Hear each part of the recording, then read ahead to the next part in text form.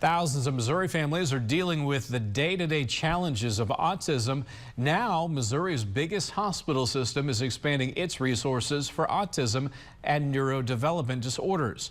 Missouri Capitol Bureau reporter Hannah Falcon was at the construction site today. In the past decade, the Thompson Center has served 109 Missouri counties and 9 other states. And with this new center, they're hoping to serve even more families.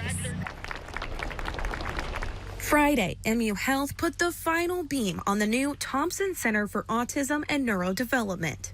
The Centers for Disease Control says up to 1 in 36 Missouri children show signs of autism. This center is very important to my family. Children like Angela Keller's 3-year-old daughter, Renesmee. Keller knew even before her daughter was born that she would have multiple disabilities. But Renesmee receives all the care she requires at the Thompson Center. When you're a new special needs parent, a lot of times you don't know where to go. Since 2000, the number of autism diagnoses increased 60%. Thompson Center Executive Director Connie Brooks credits that increase to the strides in identifying autism and increased acceptance of neurodiversity. Parents and providers are tuned in at an earlier age, and so they're bringing them in to get that checked out. Through the center, families can receive comprehensive care, seeing all the doctors their child or loved one needs in one place. This expansion doubles the size of the center. Brooks says it will allow for a range of services under one roof. Autism affects people in really individualized ways because it is such a spectrum. But most importantly,